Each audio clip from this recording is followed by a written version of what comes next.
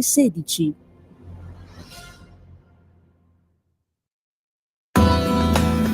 Va ora in onda Umanitaria Padana Onlus. Buongiorno, a te la linea.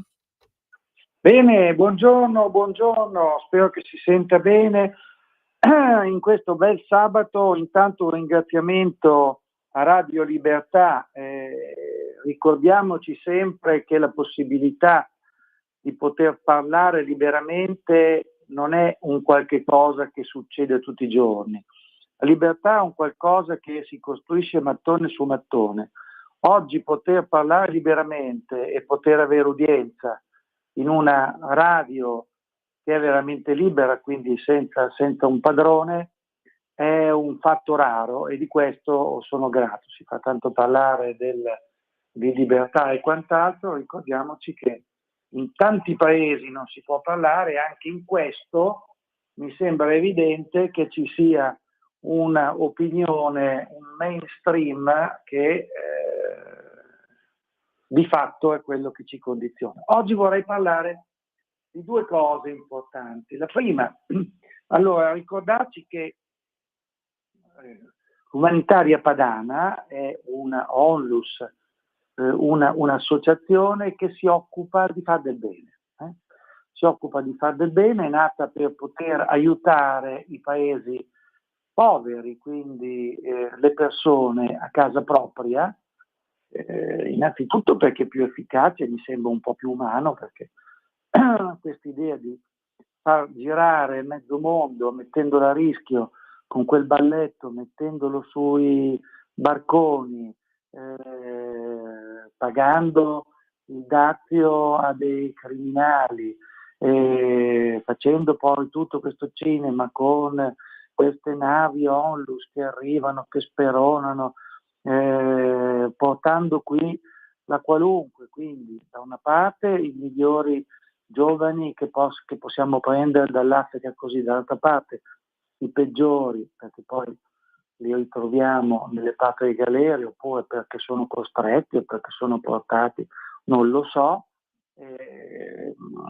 Noi pensiamo invece di poterli aiutare a casa loro, pensiamo anche qualche volta di poter aiutare anche situazioni di emergenza in Italia, ma lo facciamo con poco, lo facciamo con i contributi del 5 per 1000, lo facciamo con dei contributi di alcuni contribuenti, quindi che ci danno una mano. E oggi vorrei parlare, prima di intervenire su un altro argomento, degli ultimi tre casi che stiamo seguendo. Stiamo seguendo in Pakistan, c'è un paese nel sud che è abitato dai più poveri tra i più poveri, perché sono cristiani, quindi figuratevi in un paese dove sei una minoranza e dove abbiamo l'esempio di Shabbat Bhatti, che è stato un ministro delle minoranze, che è stato ucciso perché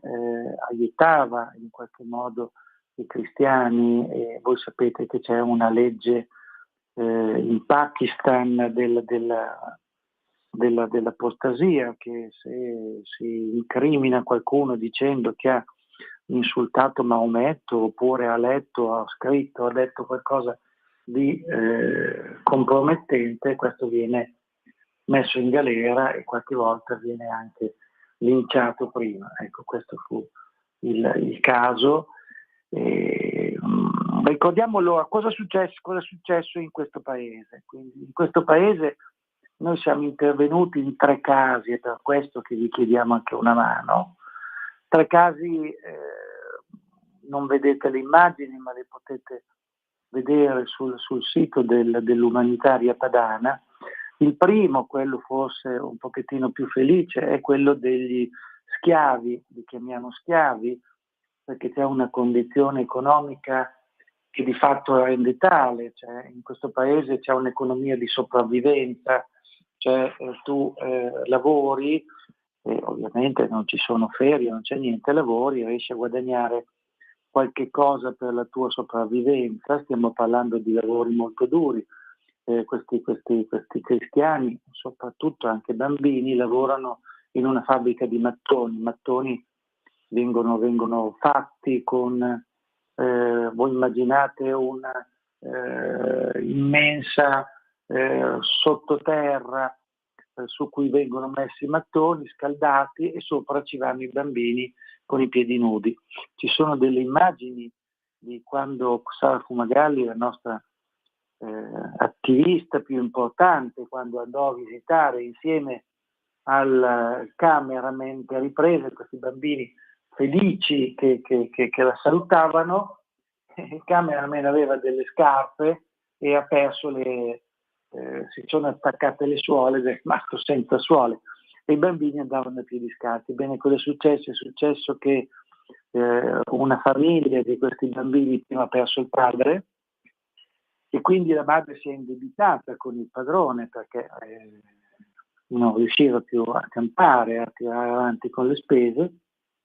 È morta la madre, di fatto i bambini sono rimasti legati a questo debito e sarebbero rimasti legati per tutta la vita, un debito che li ha portati a lavori ancora più pesanti, bambini che facevano lavori che erano già pesanti per gli adulti.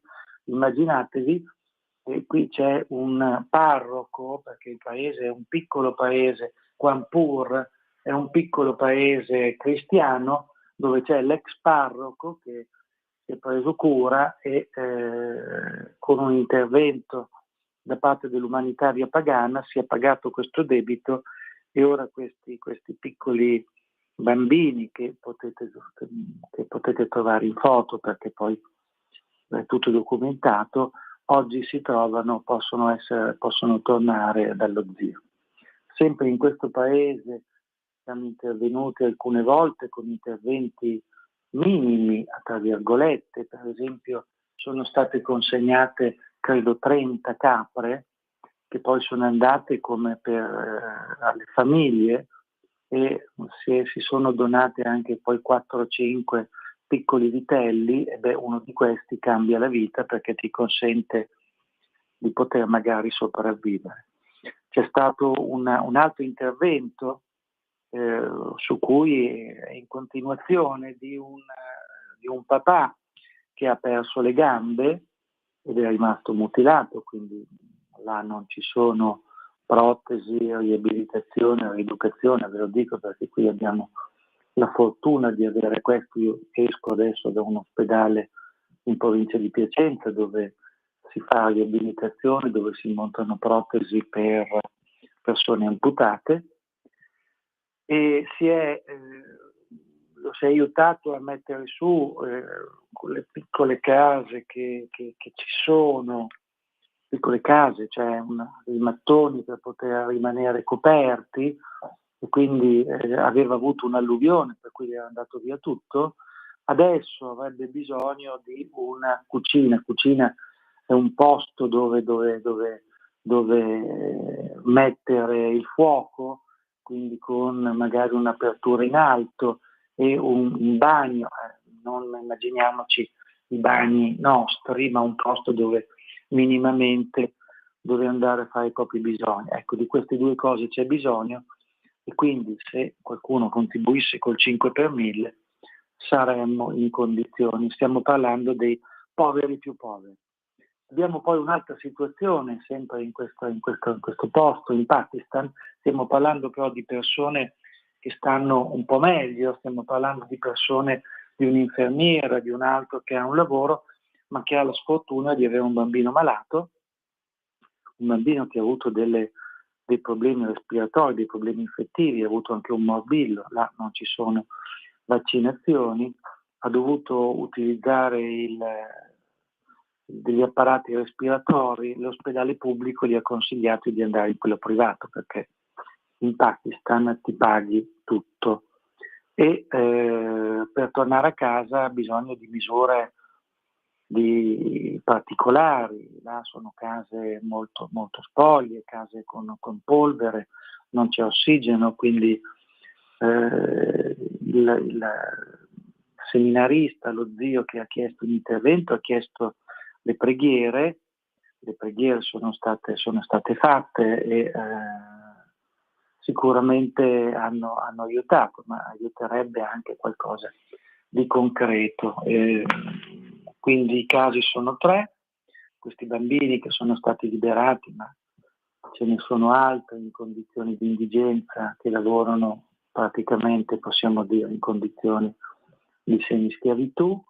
La casa di questo papà amputato, che ha bisogno di qualche mattone per poter costruire, per potergli far costruire della comunità, la cucina e il bagno, e per poter comprare gli apparecchi per l'ossigeno per questo bambino. Oggi però volevo intervenire anche, quindi siamo in tema, credo che siano ancora in corso i funerali del pontefice di questi tempi, che ha parlato molto di poveri. Ecco, noi stiamo parlando di poveri, di indigenti economici, che forse hanno più ricchezze spirituali di noi. Ci ricordiamo tutte le povertà dei nostri tempi, ci ricordiamo che ci sono povertà dovute, il Papa parlava di egoismo, parlava di solitudine, parlava di consumismo, e sono delle malattie del nostro tempo, quindi dove alla fine siamo sì sazi, ma siamo infelici. Ricordiamoci che e soprattutto non ci sono figli, quindi non c'è un futuro per la nostra classe. Si dice, ma se avessimo i soldi, se ci fossero gli esili, sì, sicuramente è vero, però questo la storia non ce lo dimostra, perché laddove queste cose ci sono, per esempio in Svezia o quant'altro, i figli non si continuano a fare, quindi probabilmente c'è un problema di tipo culturale, un problema di tipo di speranza. Ecco, quindi volevo ricordare anche qualche cosa sulle varie frasi del Papa, perché si è parlato di questa sua attenzione ai poveri, sicuramente si è parlato di un'attenzione ai migranti, si è parlato di attenzione, si è reclutato un po' il Papa da una parte e dall'altra. Ecco, oggi vorrei ricordare alcune frasi, per esempio le frasi sul gender, quindi voi sapete che c'è l'umanitaria padana ha preso una sua posizione con dei convegni e quant'altro. Il gender che vorrebbe togliere le differenze tra maschio e femmina e lasciare alla libera volontà la determinazione del genere. Ora la posizione un po' più realistica, ma anche l'ultima sentenza del tribunale inglese dice che maschi e femmine si nasce, in qualche modo, lasciamo perdere poi i casi controversi, tipo la sindrome di Turner o l'ermafroditismo, che sono casi molto rari ovviamente, ma nei casi maschio o femmine si nasce, poi si sceglie come uno si sente, si sceglie come uno si diverte, di come intende relazionarsi affettivamente o sessualmente. E il Papa intervenne molto concretamente nel 1 marzo del 24, gender, il Papa, cancellare le differenze tra uomo e donna e cancellare l'umanità. Cancellare le differenze tra uomo e donna oggi, sto citando, significa cancellare l'umanità. Ecco perché l'ideologia gender è il pericolo più brutto. E questo è il monito lanciato da Papa Francesco durante l'udienza per i partecipanti. C'è un convegno che si intitolava Uomo, donna, immagine di Dio per un'antropologia delle vocazioni, che si tenne in Vaticano nell'aula del Sinodo. Il Papa parlando a braccio prima del discorso, ha ringraziato e poi ha detto, ha messo in guardia dall'ideologia del gender che annulla le differenze. Ho chiesto di fare studi a proposito di questa brutta ideologia del nostro tempo che cancella le differenze e rende tutto uguale. A cancellare le differenze e cancellare l'umanità.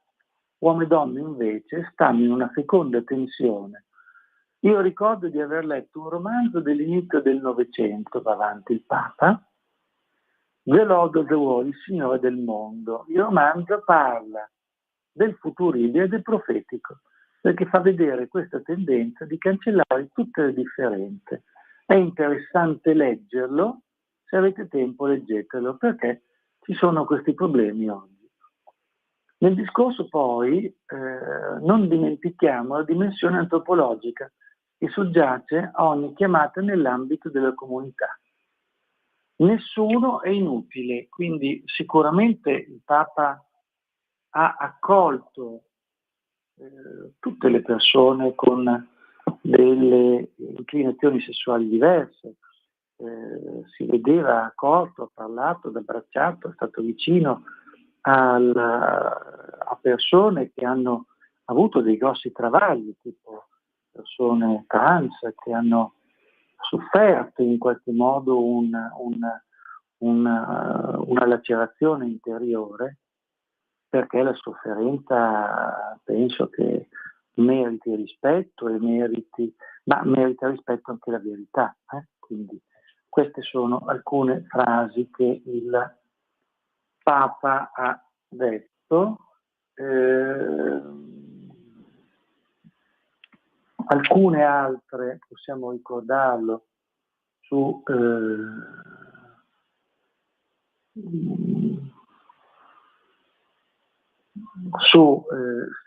ha in qualche modo salvato, ha parlato molto concretamente, addirittura il Papa ha usato alcune parole forti. Se vi ricordate, c'è troppa aria di frociaggine, viene ovviamente sommerso. Per la cultura woke non bisogna parlare, si è addirittura arrivati a cancellare la storia, si è arrivati a cancellare le statue anche per esempio di Cristoforo Colombo, oppure di alcuni santi, oppure ci si è completamente dimenticati del bene che è stato fatto nelle missioni. Voi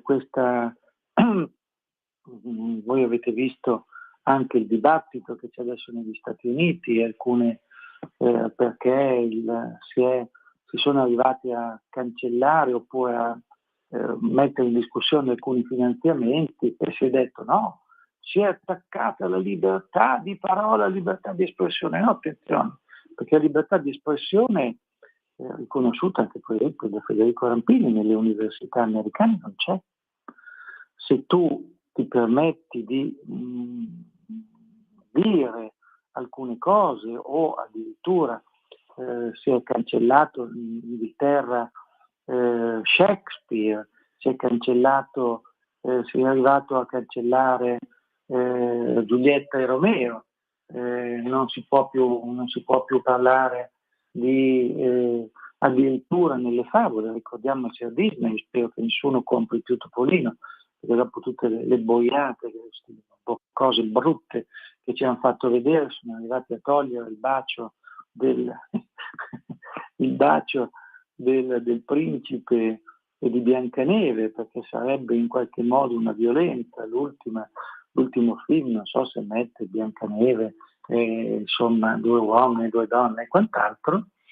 E questo è il nuovo orizzonte culturale, questo è il nuovo immagine di libertà che pensa una certa parte, quindi anche negli Stati Uniti è proibito ovviamente usare una certa terminologia, e se hai il colore bianco della pelle sei sicuramente svantaggiato.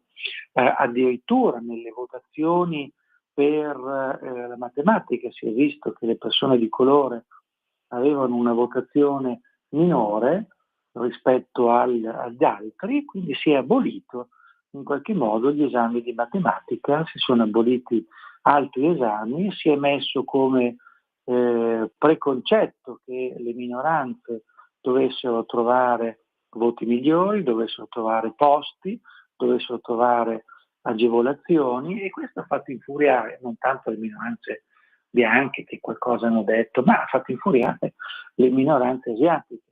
su cui ci sono stati episodi, riportato dal Corriere ovviamente, ci sono stati episodi di scontri ben precisi con le maestranze, soprattutto perché nella cultura asiatica la cultura del lavoro, la cultura del duro studio, la cultura del dovere è una cultura ben impiantata, e ci sono persone che c'è stata una rivolta delle madri asiatiche che sono andate a contestare in un campus, adesso non ricordo più quale, ma è stato notevolmente, hanno fatto una battaglia in favore dell'uguaglianza vera. Quindi quando si dice che le università americane sono inclusive, assolutamente no, sono formalmente discriminanti. Un'altra battaglia del pontefice era stata quella, per esempio, sull'aborto. Ecco, questo non viene ricordato, ma il Papa parlò per l'aborto, sicario, parlò